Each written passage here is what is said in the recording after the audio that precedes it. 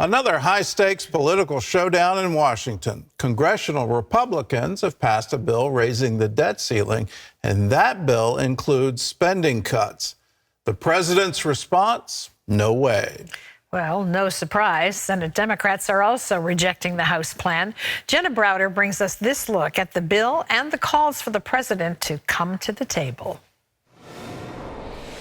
This is a big moment for Republicans and especially House Speaker Kevin McCarthy, who was able to pull off the passage of this bill with the thinnest of margins.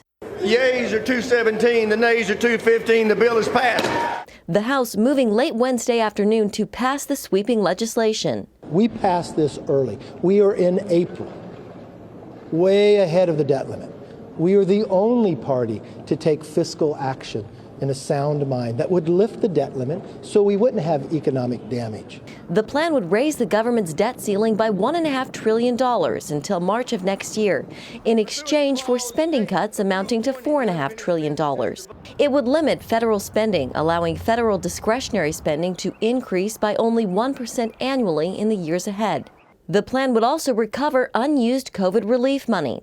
It would target the IRS and rescind nearly $71 billion from the agency, and block student loan relief, repealing President Biden's move to waive $10,000 to $20,000 for nearly all borrowers. Republicans blaming the president and Capitol Hill Democrats for America's economic problems. Under the effects of the $10 trillion in spending over the last 2 years, $6 trillion added to the national debt, record inflation, soaring interest rates, and a nosedive into recession. In turn, Democrats attacking the GOP for a possible downturn ahead. Every minute wasted on Speaker McCarthy's empty gesture is a minute we get closer to default and Republican-manufactured recession.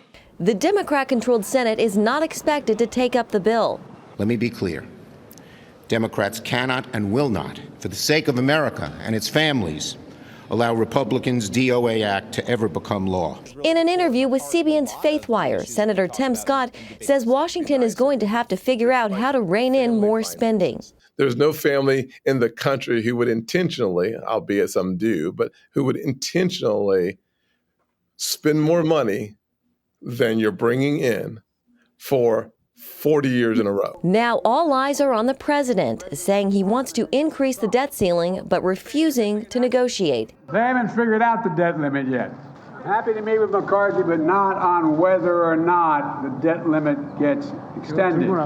That's not negotiable. And so we would really like it. It'd be a lot easier if President Biden was sitting at the table with the speaker saying, okay, let's come up with ideas of how to solve this problem. It's untenable for President Biden to say, I'm not going to negotiate on a debt ceiling. That's absurd. He was the prime negotiator assigned from President Obama when he was vice president to negotiate the debt ceiling in 2011.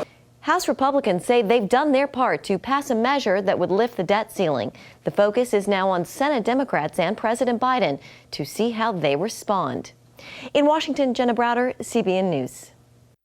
Well, behind all the politics here, and there seems to be a great deal of politics and campaigning for 2024, when we just have to pass a budget in 2023.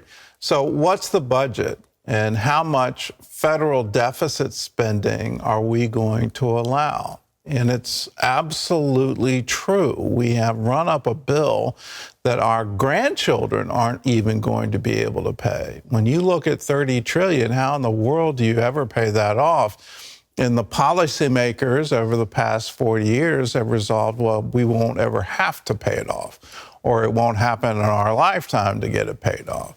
Well, that creates long-term problems. I keep going back to a Bank of America study, it was done 20 years ago, that if we don't rein in federal spending, if we allow the federal deficit to keep on accumulating, at some point in time, the interest rate on that debt is going, the amount of money that you and I as taxpayers have to pay just on the interest on the debt is going to exceed what we spend in national defense.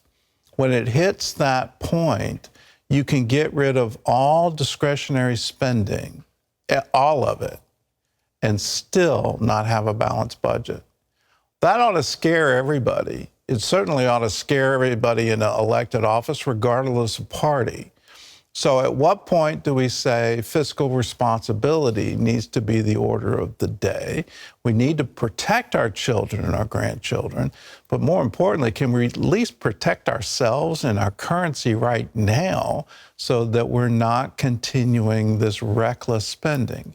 If we can possibly come to agreement over that, well, then there is hope for our children and our grandchildren. If we can't, well, then I don't think there's much hope for any of us, because at some point the bill gets so large you can't possibly even pay the interest.